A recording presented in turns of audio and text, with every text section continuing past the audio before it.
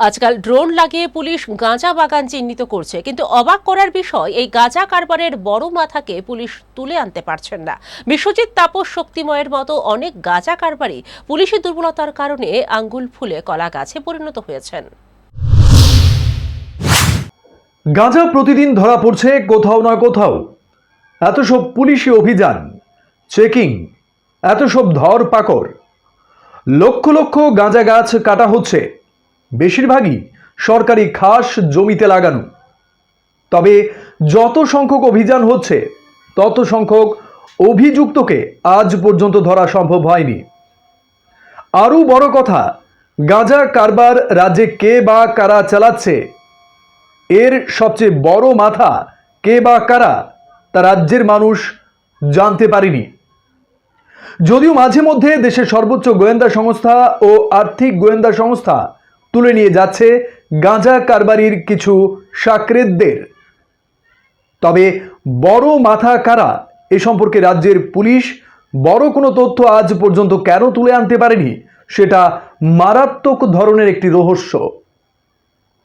রাজ্য স্বরাষ্ট্র দপ্তর এবং সীমান্ত সুরক্ষা বাহিনীর তথ্য বলছে, রাজ্যে বেশিরভাগ গাঁজা পাচার হয় সিপাহীজলা জেলায় সীমান্ত এলাকা দিয়ে। আর এই বিরাট এলাকার ডন হচ্ছে বিশ্বজিৎ। সে বড় ধরনের প্রভাবশালী। রাজ্য পুলিশের কিছু দুর্নীতিবাজ কর্মী অনেকেই ভয়ে ভয়ে তার নাম মুখে নিয়ে থাকেন। তাদের কথায় বিশ্বজিৎ নাকি বিভিন্নভাবে এই অবৈধ কাজে মদদ দিচ্ছে। এরপরই রয়েছে শক্তিময়, তাপস সহ অন্যরা। ইডির টার্গেটও এরা রয়েছে। যে কোনো সময় এদেরকেও টানা হেঁচড়া করতে পারে ইডি। কিন্তু কথা হলো, পুলিশ কেন এত দুর্বল এদের প্রতি? পুলিশের হাত তো বাঁধা থাকার কথা নয়, কেননা রাজ্যের মুখ্যমন্ত্রী নিজেই বলেছেন এই রাজ্যের পুলিশ ফ্রি হ্যান্ড কাজ করছে, তাদের কোনো বাধা নেই। তবে কেন বিশ্বজিৎ, শক্তিময়দের কিনারা করতে পুলিশের এত বিলম্ব? গাঁজা কারবারিদের গাড়ির ধাক্কায় এখনো পর্যন্ত 2জন পুলিশ অফিসার মৃত্যুবরণ করেছেন।